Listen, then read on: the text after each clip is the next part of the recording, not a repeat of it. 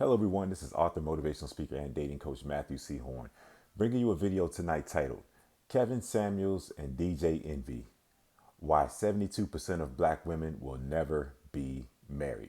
But before we go any further, please remember to like, comment, share, and subscribe, and understand that all of my videos on the dating sphere are brought to you by my brand new book, How to Get Beautiful Women and Everything Else You Want from Life, in addition to hot off the press, how to be appealing to successful black men for black women. They're both available at www.matthewchorn.com. Go ahead and grab some copies.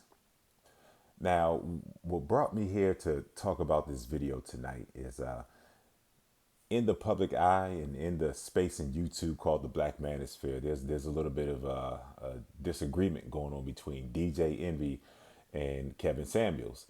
You know, DJ Envy is he's been on the Breakfast Club forever. He's a bona fide A-list celebrity, and when what he says, people listen to. Kevin Samuels is the newcomer. He's the hottest, most recognizable face in the black dating game right now. He's an image consultant who gives women priceless advice and that helps them to be recognizable to the kind of man that they want. And ultimately, what's happening now is he's actually creating women who are becoming wives. He's getting testimonial videos of women who have adopted his philosophies, changed their way of thinking and moving in accordance with being fit, feminine, and cooperative, and subsequently have gotten the high value man that they really wanted. So, in my opinion, Kevin Samuels is doing God's work. But yeah, when I speak on this topic, I don't want to come across as if I'm bashing black women, talking about the dismal marriage statistics. Let me give you a little bit of a backdrop.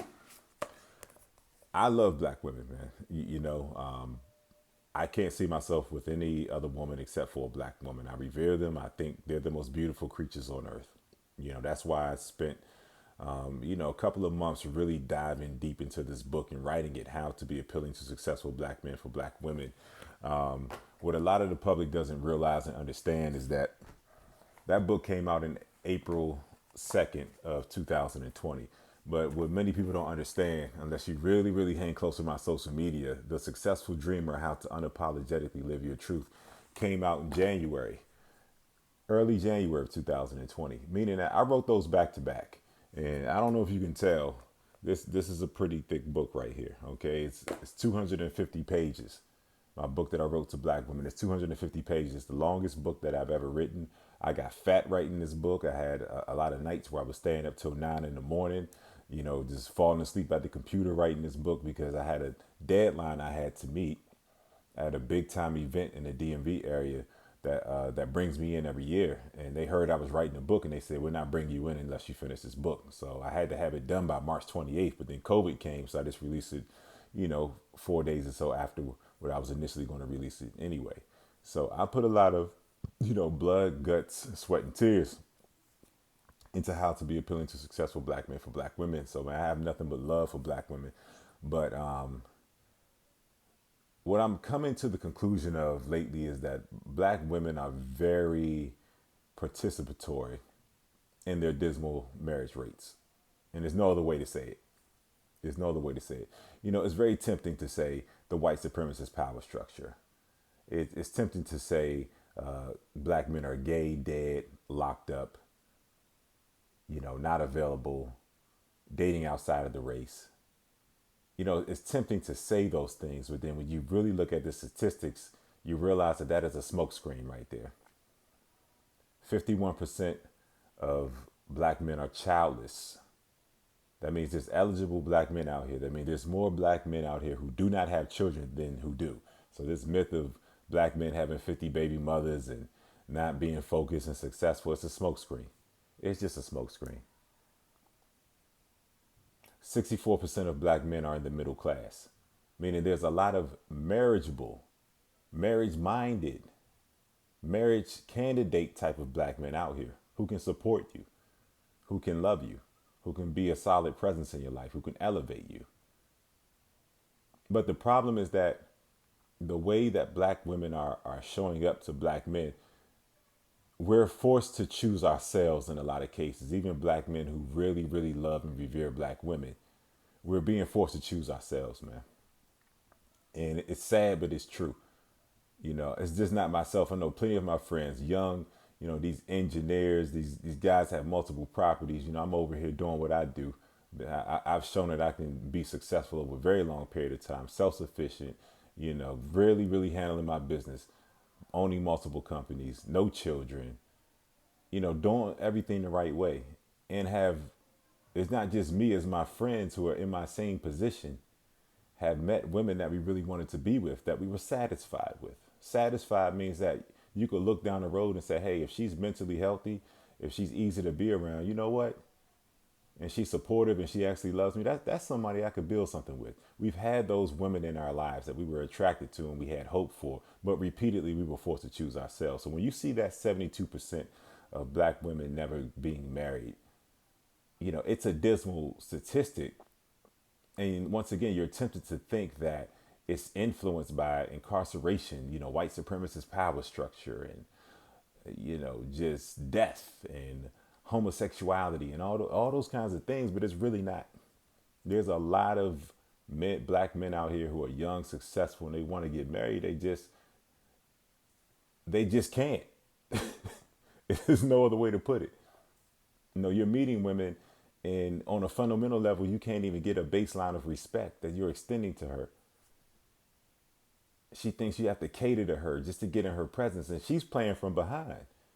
It's everything is just backwards. It's nonsensical. But let me bring the video, okay, to a place of a start, so to speak, in terms of the subject matter.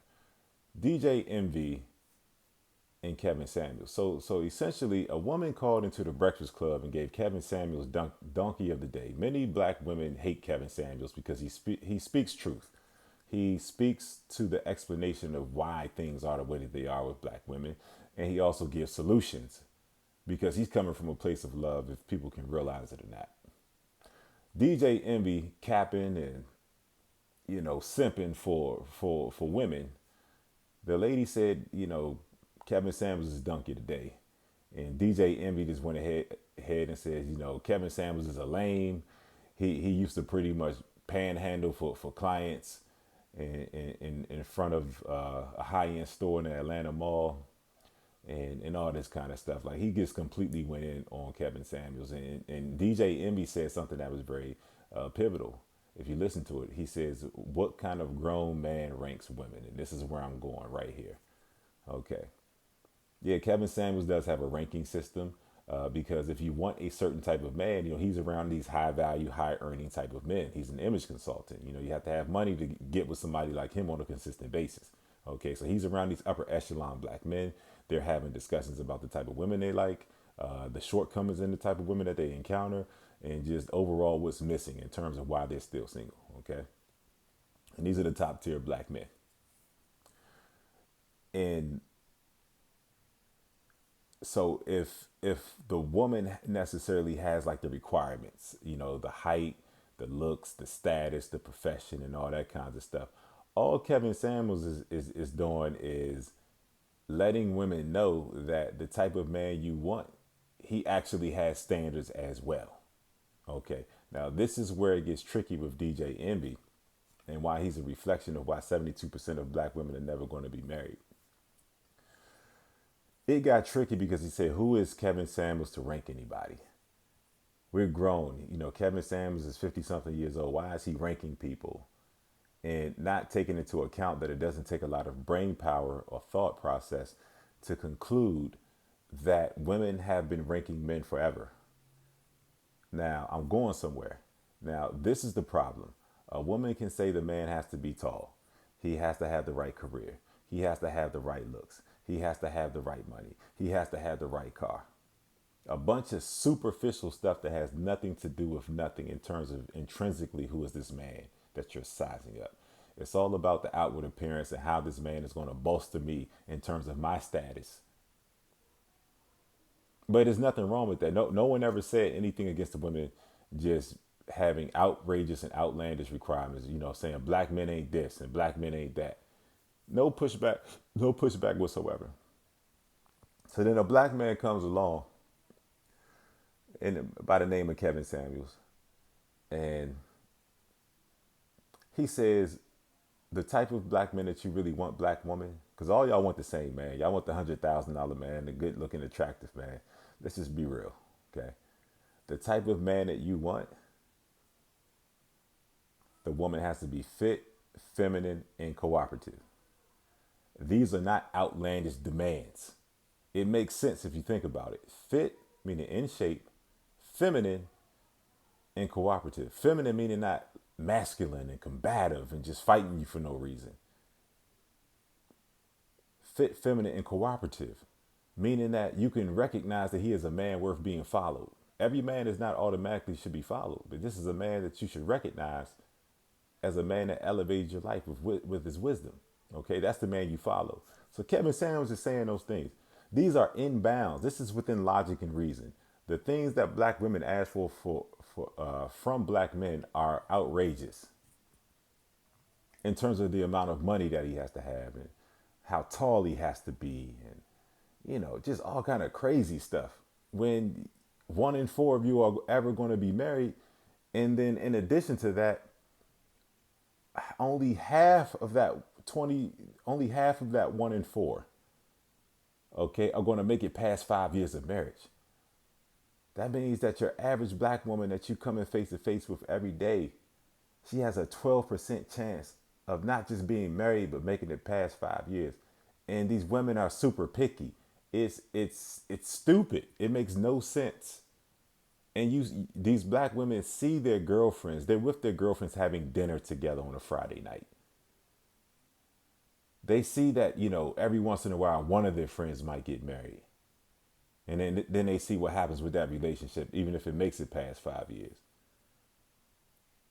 They see that they're playing from a deficit, a position where, you're playing from behind, and yet and still, you have an outrageous standard for the black man. And that's why 72% of black women are not going to be married. Black women are very complicit in this statistic.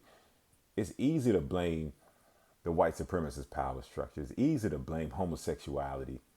It's easy to blame incarceration. It's easy to blame the black man being undereducated and underemployed and all that kind of stuff. But that's a smokescreen.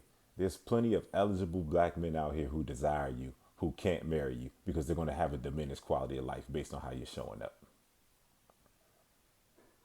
This is a conversation that has to be had. It absolutely has to be had. Because if you think about it, I'm not going to go on too much more, but this is essentially why your average black woman out here, whether she's successful, not successful, somewhere in the middle, regardless of her class, this is why she's not going to be married. I'm going to say this is real, and follow me on this, okay? When I was writing this book, and it came out, I was encountering a lot of, early 30-something year old black women who had, heard of the book, read the book, getting in contact with me. And, I would just have conversations with some women, just coming across them and things like that. And almost all of them, now some were very receptive. Some of them read it, called it a game changer. They were humble, they were open, and they loved it. Okay. But there was a very large number of women who but they were respectful. They said, I was a little taken aback by the title. And then I said, if the book was titled How to Be Appealing to Successful Black Women for Black Men, would you have a problem with the title? Now they danced, they tried to move around because they saw where I was going. And I said, hey, I asked you a direct question. You brought something to me. We're having a open discussion about it. And then they will all admit that they wouldn't have a problem if the book was titled How to Be Appealing to Successful Black Women for Black Men. I started to come to a realization right there. Then I started listening to Kevin Samuels. And Kevin Samuels said that there's a low-level contempt for black men. He said black women have their own community. And then it clicked one day. It all clicked. Why the black woman can act right at work. Why she's not combative. Why that strong personality doesn't prevail. Why she can be feminine and submissive. because that job is better than her. She needs that job more than that job needs her. Why she can go to school, get an education, and not get expelled, not go upside her teacher's head, not give her teacher a bunch of lip, be to class on time, fulfill all the prerequisites that she needs to graduate. Because that university in her eyes is better than her. That degree from that university bosses her. She does not boss the university. Meaning that that institution is better than her. So her job and all of her accolades and decorations that she's accumulated, whatever she had to go through, whatever institution she had to go get those things from, she saw the institution as better than her. When it comes to the black man, whether you're attracted to him, whether you think he's on par with you professionally, whether you see him as beneath you, you treat him all the same. You treat every black man the same. And when I took into, my thoughts and I began to meditate and, understand why black women had a problem with my book, understand why black women hate a lot of black women hate Kevin Samuels and his message of fit, feminine, cooperative. Very simple things. It all dawned on me that collectively black women believe that they're better than black men. That's the number one thing that's going to keep you unmarried. You desire black men, but you think they ain't shit. You think they're beneath you. No matter how that black man shows up, he can have every requirement that's on your outrageous list. You still treat him like shit. Thinking you can treat every man the same. That is the number one thing that's going to keep the black woman single. That's going to keep her unmarried. I've experienced it. My friends have experienced it. And that's why I was saying, we've met very good women who treated us like shit for no reason. We were showing up the right way, doing the right things, being the right presence in these women's lives, and repeatedly was treated like shit. You know why people treat people like shit? It's because they think they're better than them. It's okay for the black man to improve himself. No problem with how to get beautiful women and everything else you want from life. Yeah, tell the men how to get us, man. Yeah. But when the book comes out to hold you accountable and show you how to prepare for the man that you want, you're offended because you're better than him. And that's something that I had to accept. Personally, even being someone looked at as an expert on the subject matter, I honestly don't know where my place is in a dating game. I know I have the knowledge and revelation and wisdom to show women how to prepare for the optimal man. I know I have the gift to show men how to prepare for the woman they want. But on a personal level, based on what I've seen and experienced, I personally, I will admit, I don't know where my place is in this dating game. A man who values himself, a man who has a healthy self-perception, a man who doesn't need anything from a woman, who's independently successful, who's set for life. That means that every woman has to bring herself to me. There's nothing a woman can offer me that I haven't already had. Meaning that she has to bring a mentally healthy, cooperative, and submissive, and humble version of herself to me, because I'm going to bring the same to her. Like I say in chapter 1 of my book, a real man, he understands that he can't ask anything of a woman that he is not giving to her. So it's not just me. There's a lot of very successful type of black men that society would tell you doesn't exist. The statistics don't lie. Come on, 51% of black men are single and childless. Let's get out of this 50 baby mother thing, all right? 64% of black men are in the middle class. That means we're out here. We're sustaining. We're doing things. But yet and still, 1 in 4 black women are going to be married. Think about that. It's not a shortage of men, because they're out here and they want to be married. It's a shortage of suitable mates for them. But to entertain the notion that you actually have to work on yourself for the kind of man you want, I get it. It's beneath you. And that's why you're going to stay the same. You're going to get older, get bitter, and then try to poison that next generation of women because you knew that you passed up your best years and you're in no man's land. That's the cycle right now. That's the cycle. I've seen it. If you really want the kind of man that you want, prepare for him. You can meet this man, but if you're not calibrated to him, he's going to slip right through your fingers. He's not going to diminish his quality of life because you're not ready for him. He's not going to diminish his quality of life because you said you want an optimal man, but you still lay down with the man who ain't about nothing. You keep him in your life. He's safe. You have more than him. He needs you. And you actually say you want the man, the top tier man, but you despise him because there's actual accountability built into dealing with a man like that. He has just as much money, if not more than you. He's educated, just like you. He's probably driving some luxury, just like you. He's living in a nice zip code, just like you. At that point, what do both of you all bring to the table? Yourself.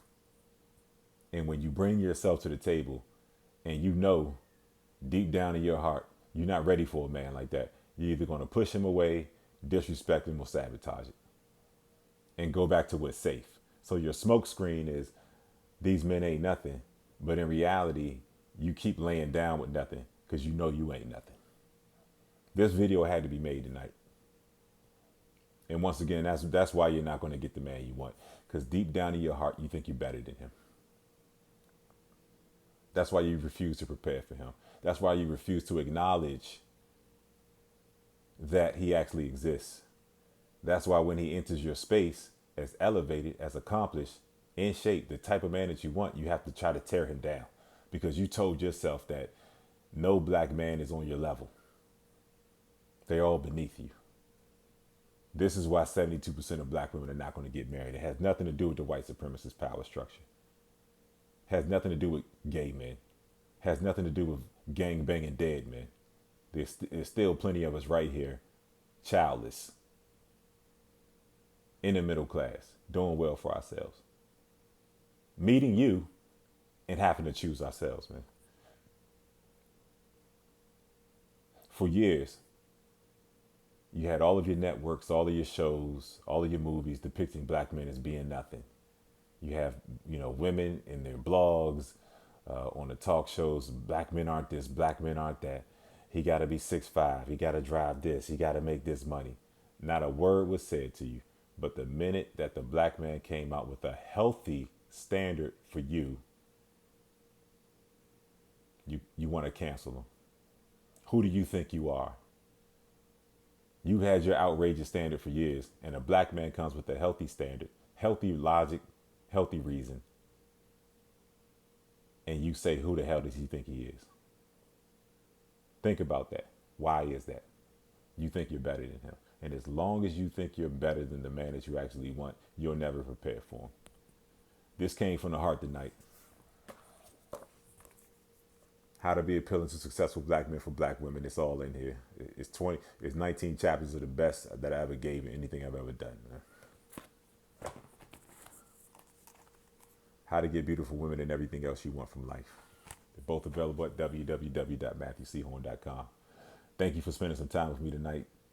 Don't forget to like, comment, share, and subscribe. And if you've been blessed by anything I've said tonight, my donation information will be in the description. I'm getting back to my series, The Sexually Attractive Man, Part 3 will be coming in the next couple of days, but I had to take a break because this needed to be said. I'll see you all soon, man.